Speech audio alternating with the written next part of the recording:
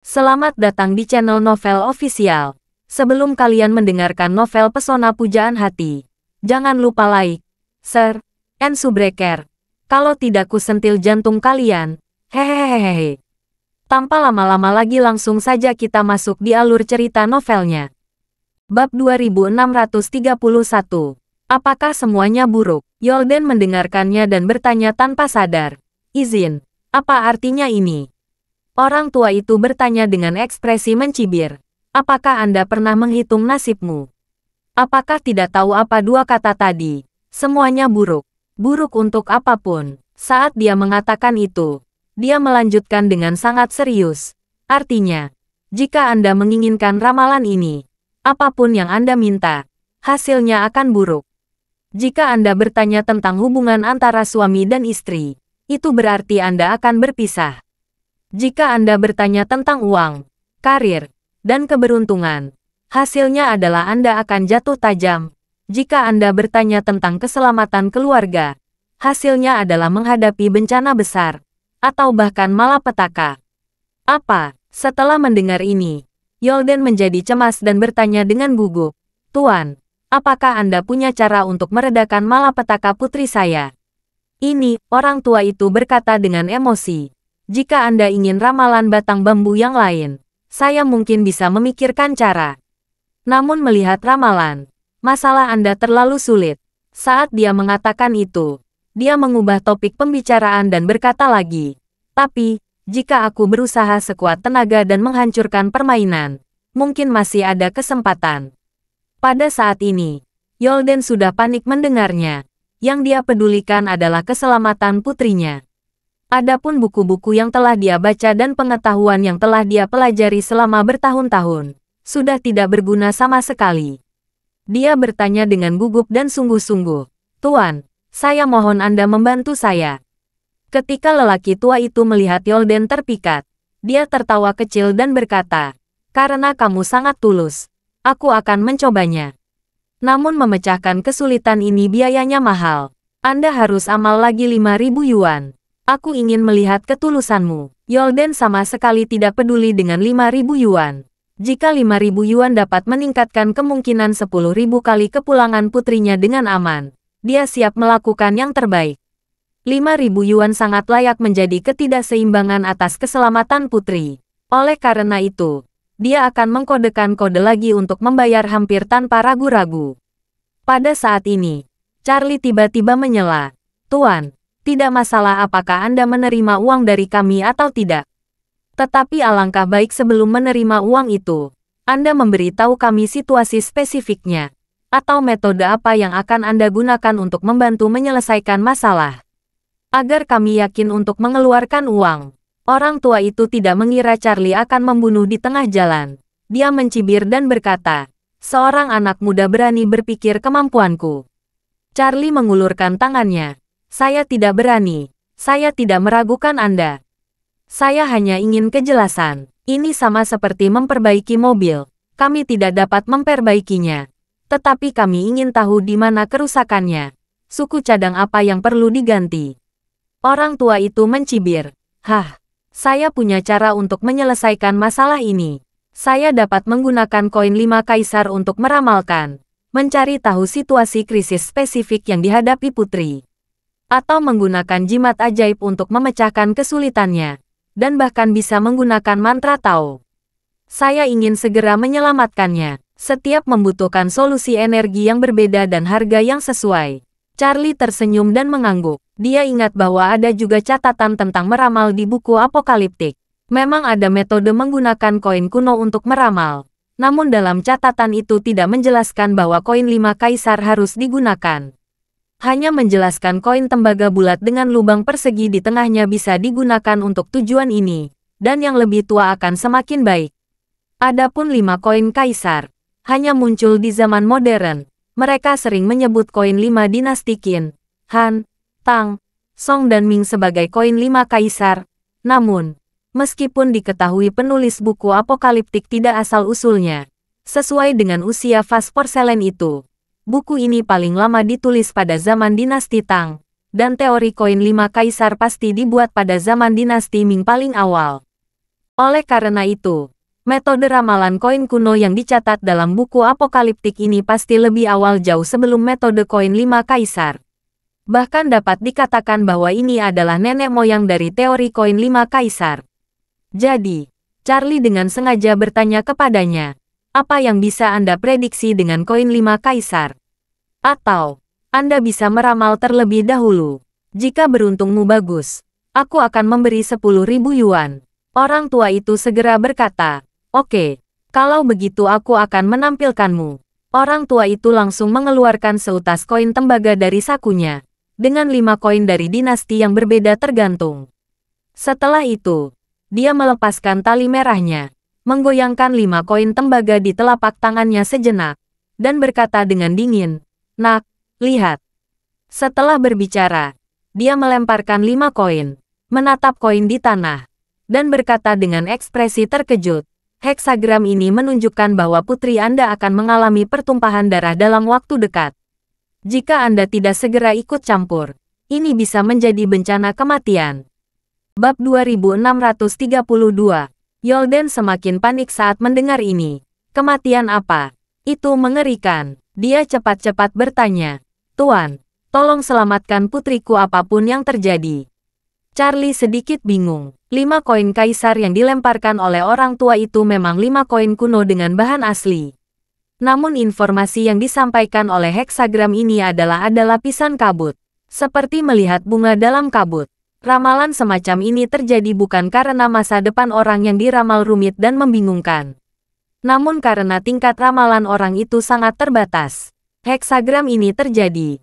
Orang tua ini tidak dapat memahaminya sama sekali. Heksagram ini jelas-jelas tidak menjelaskan apa-apa. Namun orang tua ini mengatakan alias nada bencana berdarah. Sangat jelas dia sengaja menakut-nakuti dan mencoba mengambil keuntungan. Oleh karena itu, Charlie pada dasarnya dapat memastikan bahwa lelaki tua ini adalah pembohong. Paling banyak dia hanya belajar sedikit mengenai tingkatannya. Jika ditempatkan di bidang medis, sama saja dengan belajar membedakan ronsen depan dan belakang, dan ilmu kedokteran lainnya tidak akan dipahami. Oleh karena itu, peramalannya pada level ini hanya menyampaikan. Jadi, Charlie pura-pura terkejut dan berkata, hanya dengan melemparkan 5 koin tembaga ini ke tanah, Anda dapat menghitung baik dan buruknya masa depan seseorang. Ya benar, pria tua itu berkata dengan bangga. Saya telah mempelajari keterampilan ini selama 50 tahun, dan itu sudah sempurna. Charlie berkata, aku tidak percaya. Biarkan aku bertanya.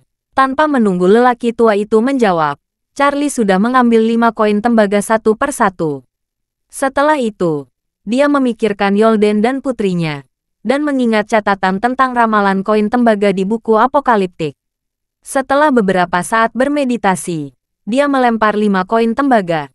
Melihat penampilan yang serius, lelaki tua itu mencibir dengan jijik, dan berkata, apakah kamu tahu, seseorang akan terlihat bodoh saat mencoba meniru orang lain. Kamu terlihat seperti benar-benar mengerti. Kamu jelas tidak bisa mengerti heksagram ini. Charlie mengabaikan sinismenya dan memusatkan seluruh perhatiannya pada 5 koin tembaga. Di matanya, 5 koin tembaga menyajikan sejumlah besar informasi. Pertama-tama, heksagram secara keseluruhan adalah penyebab utama. Dan itu sangat kejam, hampir tak terhindarkan. Artinya, Autumn memiliki kemungkinan bahaya yang sangat tinggi, bahkan memiliki kemungkinan kematian yang tragis. Kedua, pedang azimut dari heksagram ini mengarah ke barat, dan hampir tidak ada penyimpangan. Dengan kata lain, lokasi Autumn mengalami kecelakaan ada di sebelah barat Aurus Hill. Surya berada di timur tengah dan Asia Barat, dan kebetulan berada di garis lintang yang hampir sama dengan provinsi tempat Aurus Hill berada. Heksagram ditampilkan karena ke barat di sini, yang berarti bahwa garis lintang musim gugur saat ini tidak menyimpang dari lokasi Charlie.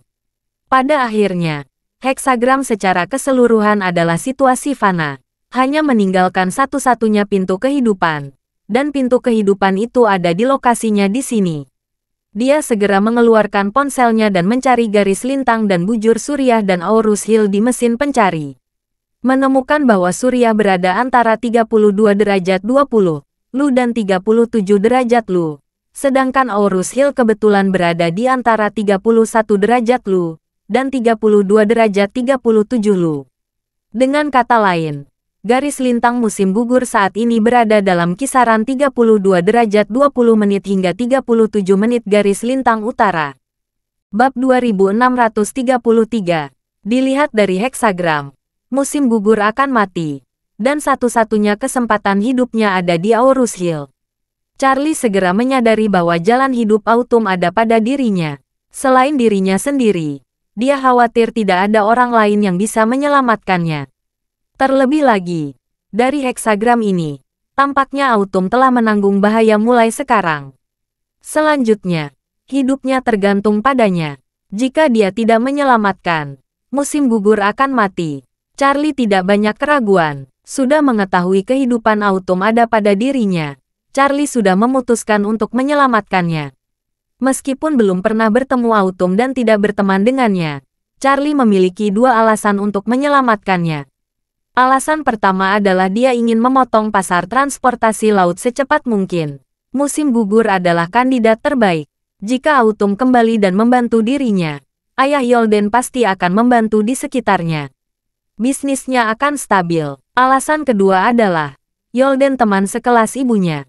Dan setelah orang tuanya mengalami kecelakaan, dia berusaha keras menemukan dirinya. Dan dia hanya memiliki satu-satunya anak, Autumn. Jadi hanya dengan alasan ini, dia tidak akan ragu membantu. Namun, Charlie merasa sedikit khawatir. Kekuatannya untuk membantu. Tetapi bagaimana caranya? Musim gugur berada di Suriah, dan dia tidak tahu di mana lokasi bertahannya. Meskipun heksagram dapat menghitung perkiraan posisi, namun masih kurang akurat jika digunakan untuk mencari seseorang. Mengetahui keberadaan tepatnya dengan cara menghitung heksagram, kemungkinannya hampir nol.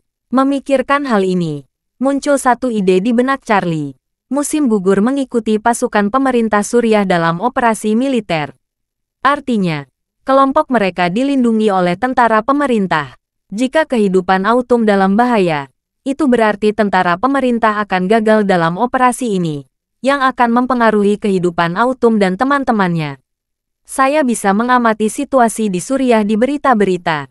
Mungkin ada berita tentang kegagalan operasi pemerintah.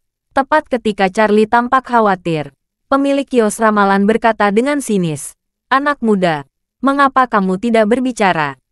Apakah kamu tidak mengerti apa arti heksagrammu? Atau apakah kamu sedang memikirkan cara membodohi kami?" Setelah berbicara, dia mencibir lagi. "Oh, saya akan jujur. Jika Anda tidak bisa, sebaiknya menyingkir. Jangan tunda urusan saya membantu orang lain menyelesaikan masalah." Melihat ekspresi sombongnya, Charlie berkata dengan dingin, "Saya tidak ingin membuang waktu saya. Tetapi karena Anda mengejek, saya akan menghabiskan beberapa menit mempelajarinya dengan Anda. Saya melihat Anda miskin, Anda puas menanggung kesulitan sepanjang hidup, dan Anda ditakdirkan sulit mencapai hal-hal besar. Orang-orang seperti Anda tidak memiliki keterampilan nyata apapun kecuali menipu. Anda pasti sangat tertidur di usia tua ini. Jadi, saya menyarankan Anda untuk tidak menipu lagi. Di usia sekarang, Anda masih bisa mencari pekerjaan yang stabil dan formal untuk menyelamatkan Anda dari kesulitan kelaparan dan kedinginan di masa depan." Orang tua itu tidak mengira Charlie akan mengejek dirinya sendiri setelah dia meledek Charlie sebelumnya. Lebih penting lagi, apa yang dikatakannya benar. Dia memang sangat menderita dalam hidupnya. Hal ini terutama karena, saat masih muda, dia sombong dan ambisius, dan pikirannya tidak benar. Dia sempat menghabiskan beberapa tahun di penjara. Jadi, hampir tidak ada pekerjaan yang bisa dia lakukan untuk waktu yang lama. Apa yang dia lakukan tidak pernah berumur panjang. Jika dia kumulasi, dia hampir tidak memiliki apa-apa dalam hidupnya. Dia hanya menyia-nyiakan seluruh hidupnya, dan melalaikan anak-anaknya. Bab 2634. Sekarang semua anaknya sudah menikah satu persatu, tetapi mereka semua juga sangat miskin. Di usia yang begitu tua, dia masih harus mencari nafkah dengan cara menipu. Di satu sisi ingin menghidupi dirinya dan istrinya, dan di sisi lain berharap bisa memberikan subsidi kepada anak-anaknya. Dia biasanya tidak pernah berani mengungkapkan kondisinya yang mengecewakan orang lain. Dia selalu berpura-pura menjadi penguasa dunia untuk menipu orang lain. Namun sekarang dia tiba-tiba diekspos oleh seorang pemuda yang membuatnya marah. Dia tidak mengira Charlie memiliki kemampuan melihatnya. Dia mengira Charlie sengaja merusak bisnisnya, dan dia mengambil kesempatan mengejek dirinya sendiri. Jadi, dia segera masuk ke dalam dingin dan berkata dengan kesal, "Hah, Anda bilang saya bekerja keras sepanjang hidup. Sungguh bercanda. Sejujurnya, saya sudah mencapai kebebasan finansial sejak masih muda. Anak-anak saya sudah berkeluarga dan memberikan cucu-cucu. Mereka bisa kenyang dan bisa menikmati berkah dan kebahagiaan keluarga." Setelah itu, dia memandang Yolden, tetapi berkata dengan sedikit mengernyit, "Pergilah bersama pemuda kurang terbuka ini. Aku sebenarnya ingin menyukainya, tapi sepertinya kamu dan aku benar-benar tidak beruntung. Jadi silakan pergi." Yolden sedikit cemas untuk sementara waktu, dan menyampaikan suaranya dan berkata kepada Charlie, "Charlie, saya lebih baik mempercayai hal semacam ini daripada tidak. Dan sejujurnya, 5.000 yuan bukan masalah besar. Bahkan jika itu untuk membeli satu ketenangan pikiran, masih sangat layak." Charlie menggerakkan tangannya, menatap lelaki tua itu, dan berkata sambil tersenyum, "Saya melihat pipi Anda kurus dan tipis. Anda tidak terlihat seperti orang yang beruntung. Bentuk dahi Anda tidak menunjukkan tanda kepuasan. Ini adalah ciri iri khas laki-laki yang tidak memiliki anak. Tapi tadi Anda bilang memiliki anak yang sudah berkeluarga dan sudah memberikan Anda cucu. Bagaimana mungkin?" Orang tua itu berpadu dingin. "Wah, kamu tidak sebaik diriku. Lalu kamu mencoba melakukan serangan pribadi. Saya memiliki 3 putra dan 3 putri. Cucu saya ada 13 orang. Kamu bilang aku terlihat seperti orang yang tidak memiliki anak. Ini benar-benar keterlaluan." Charlie tersenyum kecil. "Jangan khawatir. Aku akan meramal nasibmu." Charlie langsung mengambil 5 koin tembaga dan melemparkannya lagi. Setelah itu, Charlie melihat posisi pro dan kontra dari koin tembaga ini. Charlie berkata dengan ringan, "Heksagram menunjukkan Anda ditakdirkan menjadi penyendiri. Anda ditakdirkan tidak memiliki keturunan." Setelah berbicara, Charlie menatap dan bertanya dengan serius, "Apakah putra dan putri Anda terlihat mirip dengan Anda?" Orang tua itu terdiam sejenak. Kata-kata Charlie menyentuh simpul di hatinya yang telah menghantuinya selama bertahun-tahun. Artinya, tidak satu kata pun dari 6 anaknya yang benar-benar mirip dengannya. Charlie melanjutkan, "Heksagram ini juga mengatakan bahwa dalam waktu dekat, Anda akan dapat membersihkan awan dan melihat langit akan cerah. Saya yakin ini terkait dengan masalah Anda." Orang tua itu berkata dengan marah, "Jangan bicara kosong di sini. Anda masih sangat muda. Saya sarankan Anda bersikap sopan." Charlie mengulurkan tangannya. "Aku tidak bercanda. Aku mengatakan yang sebenarnya." Setelah itu, Charlie bertanya kepadanya, "Apakah kamu tahu apa golongan darahmu?" "Aku," pria tua itu berseru. "Golongan darahku AB." Charlie bertanya lagi, "Istrimu?" Orang tua itu berkata, "Istriku O." "Ada apa? Apa yang ingin kamu katakan?" Charlie bertanya lagi, "Lalu apakah Anda tahu golongan darah 6 anak Anda?" Orang tua itu melanjutkan, "Anak sulung saya juga AB, sama seperti saya." "Ada apa?" Kali ini, Charlie tidak berbicara, dan Yolden di samping berkata dengan wajah terkejut, "Golongan darah istrimu O, dan kamu AB. Putra sulungmu juga AB." "Ya," pria tua itu bersinar dingin. "Golongan darahnya sama denganku. Dia pasti anakku." Yolden berkata dengan malu, "Ini, menurut teori golongan darah ilmiah, orang dengan golongan darah AB dan golongan O hanya dapat melahirkan anak dengan golongan darah A atau golongan darah B. Tidak mungkin melahirkan anak dengan golongan darah O atau AB." Bab 2635. Peranal tua itu juga tidak menyangka Yolden, seorang pria parubaya yang lembut, akan ikut melawannya. Dia langsung berkata dengan sedikit marah, "Jangan bicara padaku tentang sains omong kosong ini. Apa itu sains? Anda harus memiliki akal sehat dasar, kan? Naga melahirkan naga dan Phoenix melahirkan Phoenix, dan tikus akan menusuk anak itu. Saya bergolongan darah AB. Putra saya akan bergolongan darah AB. Yolden berkata tanpa daya. Tuan, Anda benar-benar harus percaya pada sains. Saya memang tidak belajar kedokteran atau biologi. Tapi saya seorang profesor universitas. Saya memiliki akal sehat dasar. Ketika lelaki tua itu mendengar Yolden mengatakan bahwa dia adalah seorang profesor universitas, dia panik. Dia melihat Yolden tidak terlihat seperti seorang pembohong. Jadi dia merasa ada yang salah dengan ini. Jadi, tanpa sadar dia bertanya, "Karena Anda seorang profesor, tolong jelaskan kepada saya mengapa anak saya tidak bisa bergolongan darah AB." Yolden berkata dengan sungguh-sungguh, "Jika Anda benar-benar berbicara tentang prinsipnya, memang benar bahwa Anda tidak dapat menjelaskannya dalam beberapa kata untuk sementara waktu, tetapi Anda dapat mencarinya di internet." Lelaki tua itu cepat-cepat mengeluarkan ponsel non-merek dengan layar besar. Dia menulis dan melihat dengan serius untuk waktu yang lama. Ekspresiku tiba-tiba membeku. Dia memang menemukan hasil yang relevan.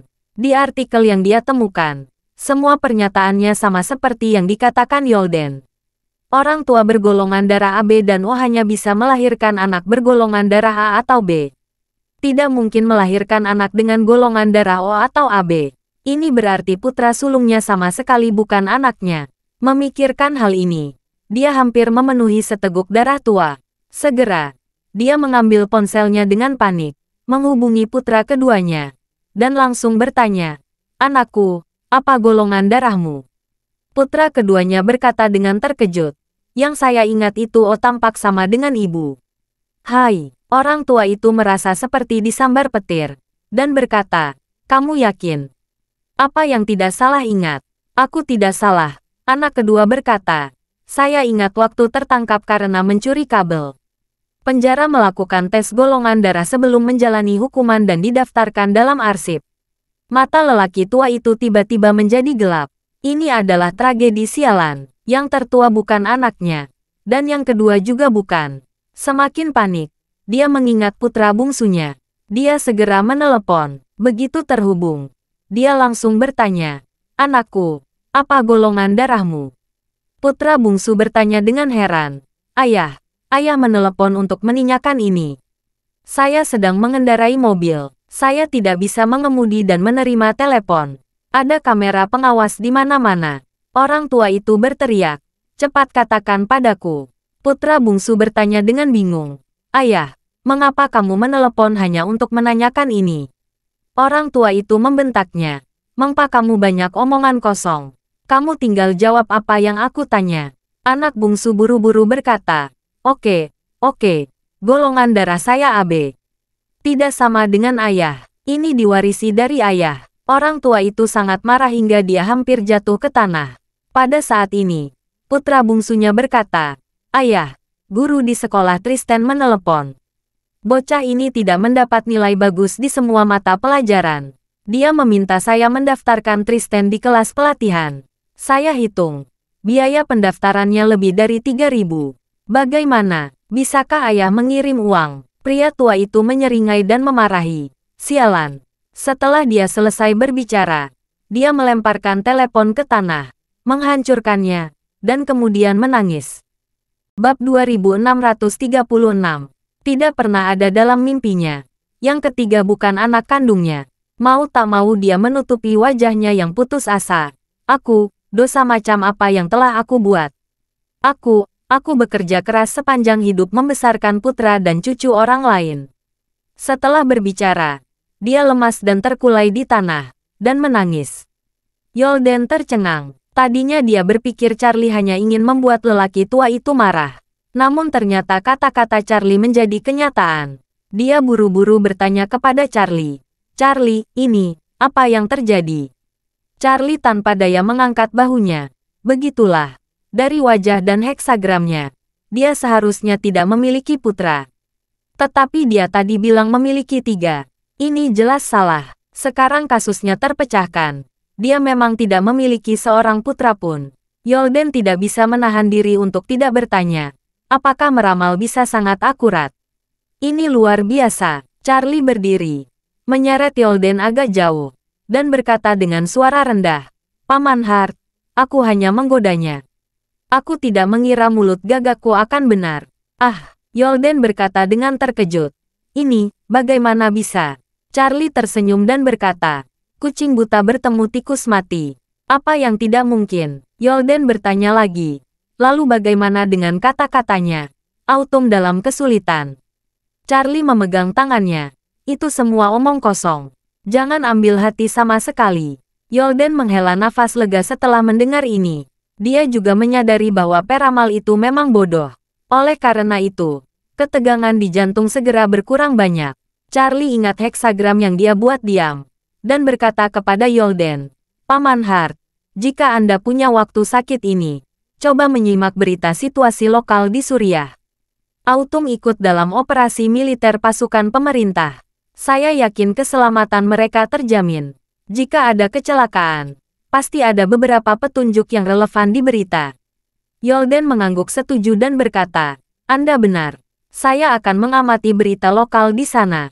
Saya memiliki beberapa teman baik di media. Saya akan menghubungi beberapa teman di media besar. Media besar biasanya memiliki jaringan kontributor berita perang. Saya akan meminta mereka membantu informasi secara langsung. Charlie berkata, jika ada berita, Anda dapat memberitahu saya sesegera mungkin. Baik, Charlie melihat waktu dan berkata, Paman Hart, silakan kembali ke sekolah. Aku juga pergi. Yolden menunjuk ke lelaki tua yang terbaring di tanah kesepian sambil menangis. Dan berkata dengan simpati, bagaimana dengan lelaki tua ini? Charlie berkata tanpa daya, dia tidak punya pilihan. Dia tidak memiliki anak laki-laki. Saya tidak bisa mengubah nasibnya. Biarkan dia memecahkan masalahnya sendiri. Yolden menghela napas tak berdaya dan berkata, baiklah. Kalau begitu aku pergi dulu. Kita tetap berhubungan. Kalau ada informasi di Suriah, saling bertukar info secepat mungkin. Baik, menyaksikan Yolden di seberang jalan. Charlie menghela nafas panjang dan temannya sedih. Aku rasa, kecelakaan musim gugur sudah dekat. Tidak ada banyak waktu yang tersisa. Bagaimana aku bisa menyelamatkannya? Aku tidak tahu di mana tepatnya dia berada dan tidak tahu bagaimana menuju Suriah. Suriah sedang berkecamuk perang. Situasinya bergejolak. Tidak ada penerbangan langsung ke kota manapun di negara ini. Bahkan ada informasi bahwa sistem penerbangan sipil Suriah telah berhenti total sejak lama.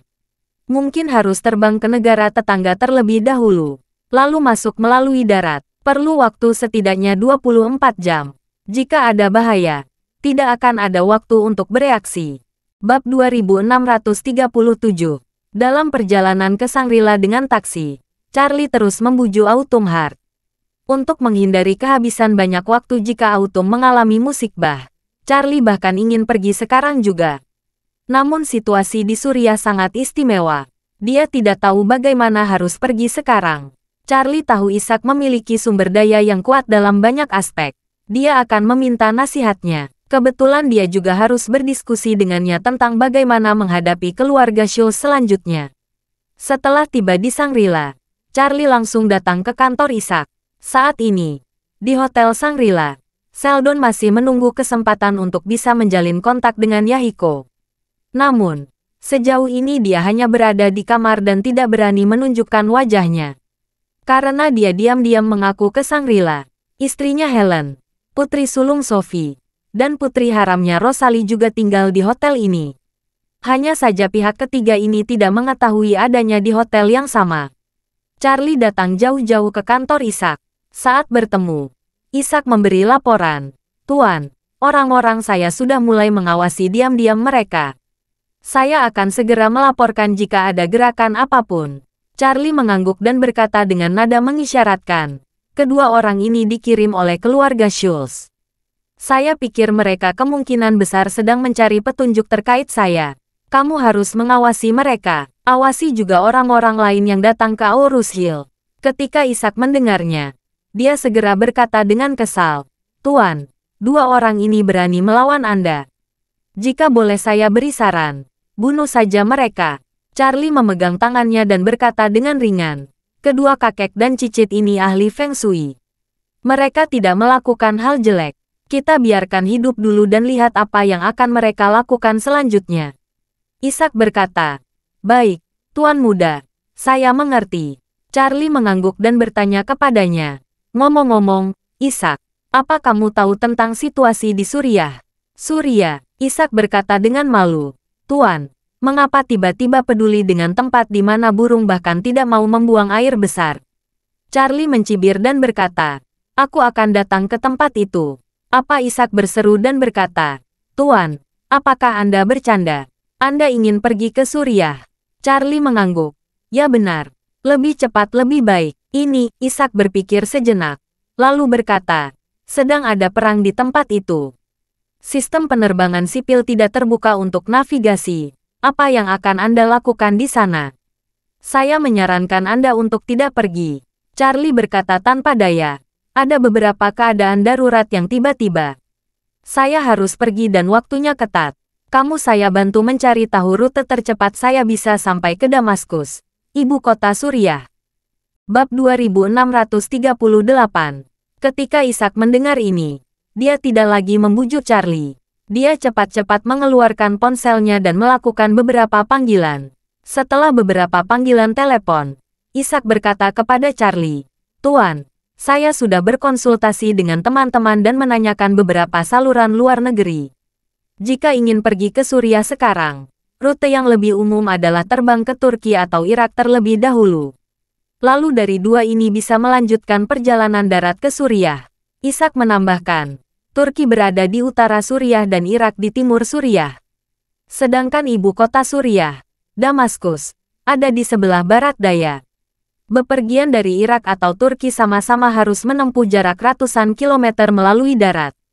Apalagi, medan di Timur Tengah sangat kompleks dan lalu lintasnya sangat tidak nyaman. Jarak ini saja akan memakan waktu setidaknya 20 jam. Charlie mengerutkan kening dan berkata, kalau tidak salah, bagian barat Suriah berbatasan dengan Libanon, kan? Ibu kota kedua negara terdekat. Jarak garis lurus kurang dari 100 km. Saya bisa terbang ke Libanon dulu. Bukankah lebih nyaman memasuki Suriah dari Libanon? Ishak mengangguk dan berkata, Tuan, saya baru saja menanyakan hal ini. Secara teoritis, tentu saja, Lebanon lebih dekat ke Damaskus. Penerbangan sipil ke Lebanon dari dua negara itu, rutenya melewati wilayah udara Suriah.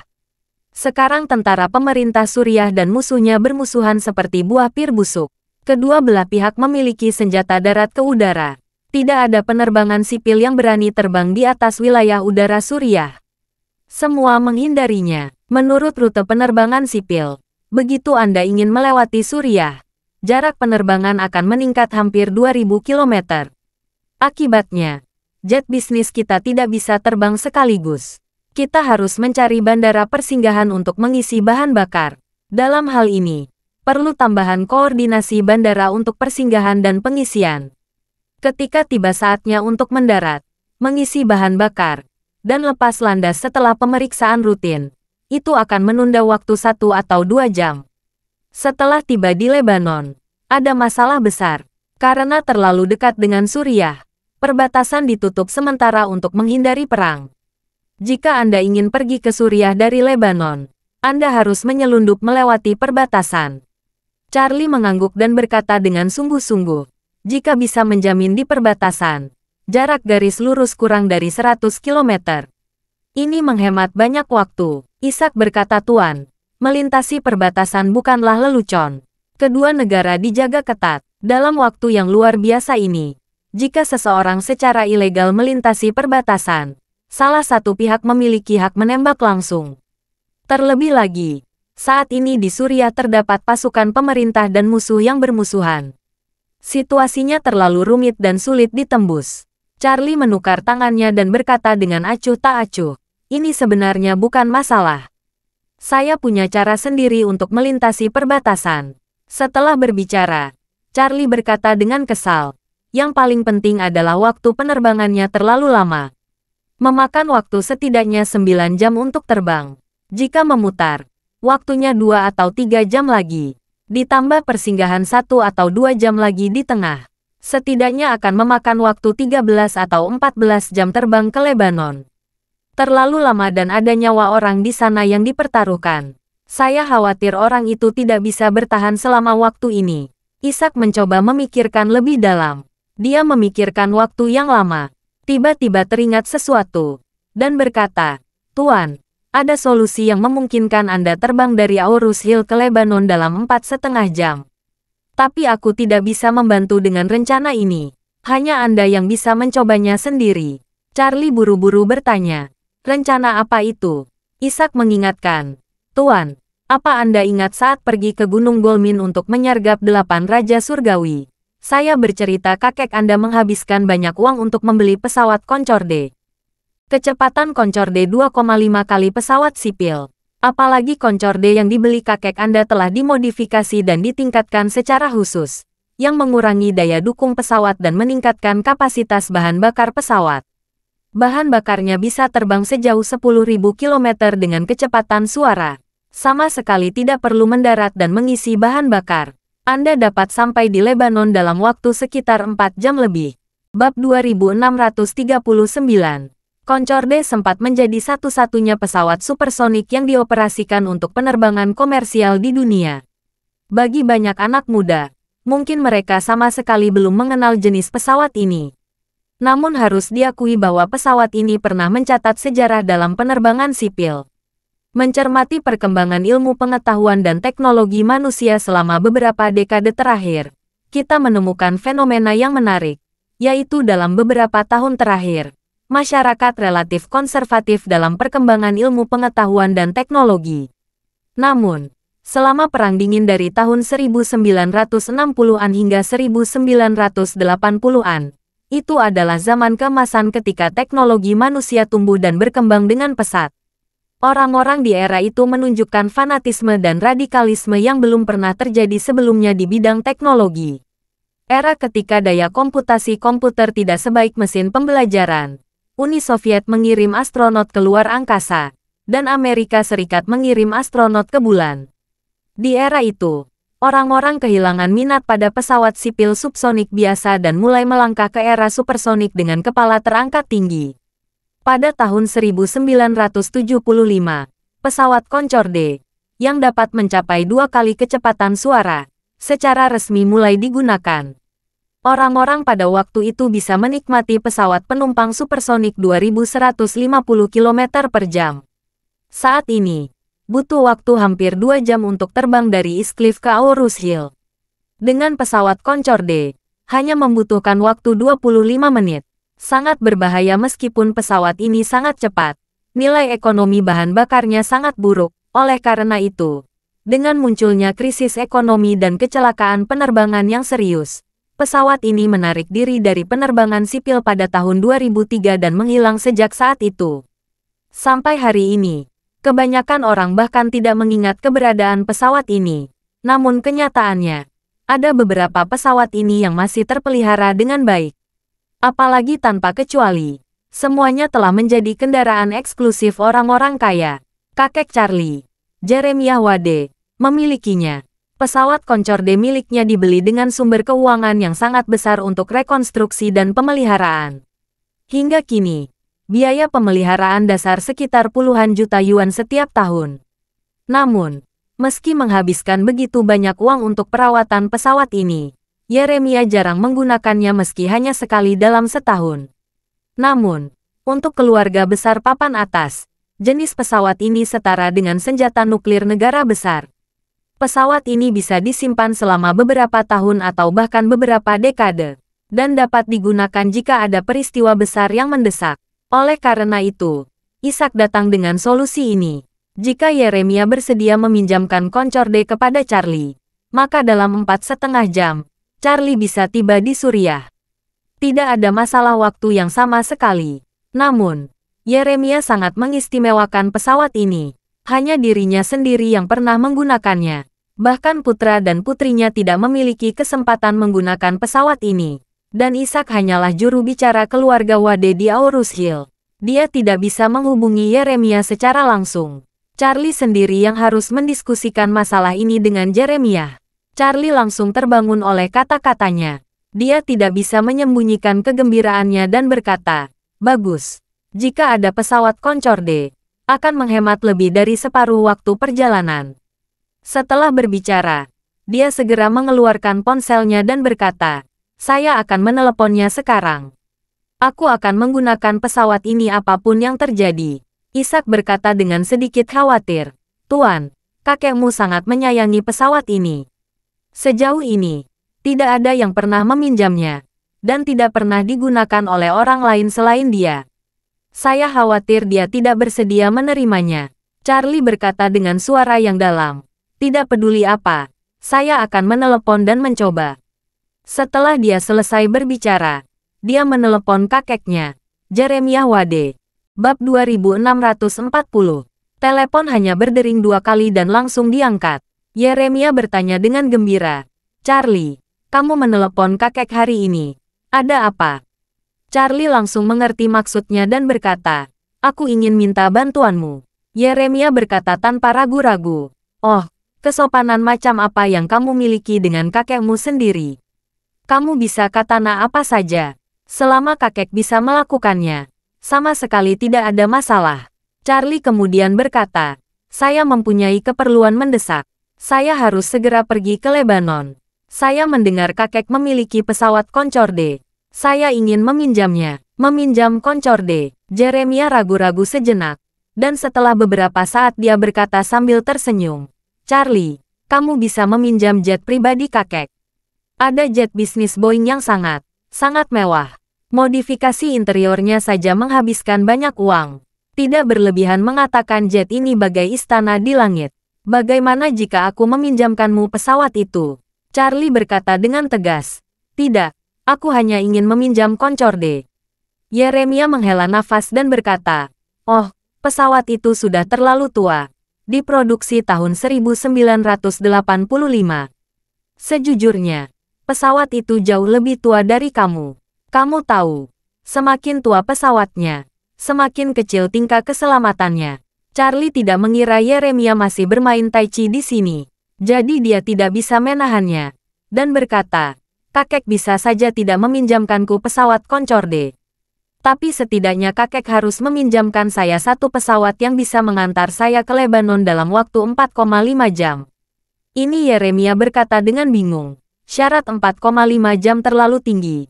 Bisakah kamu sedikit lebih santai? Charlie bertanya padanya sebagai balasan.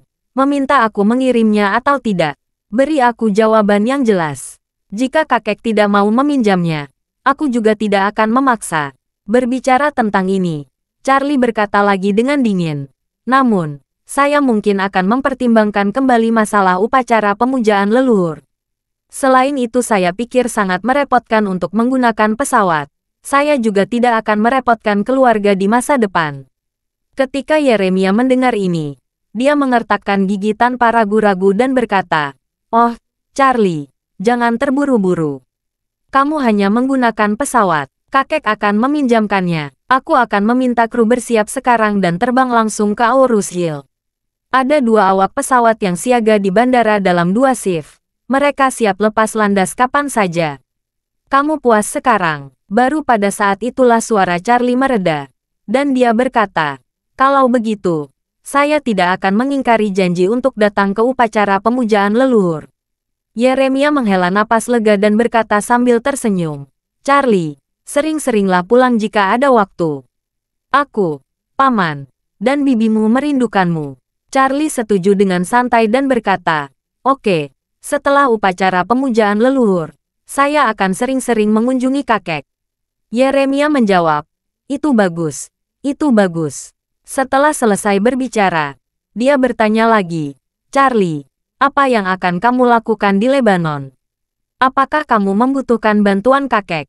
Charlie memikirkan pertanyaan baru yang baru saja dia bicarakan dengan Ishak, dan bertanya, "Apa kakek bisa membantu saya masuk dari Lebanon ke Suriah dengan lancar dan juga keluar dengan lancar?"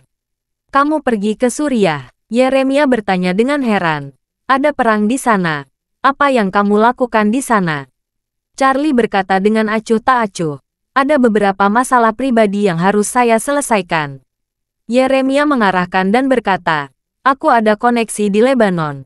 Yah, aku akan membereskannya. Saya berjanji akan menyelesaikan masalah ini sebelum kamu tiba di Lebanon. Dijamin setelah tiba di Lebanon, kamu bisa langsung pergi ke Suriah." Terima kasih sudah mendengarkan cerita novel Pesona Pujaan Hati. Sampai jumpa di novel selanjutnya.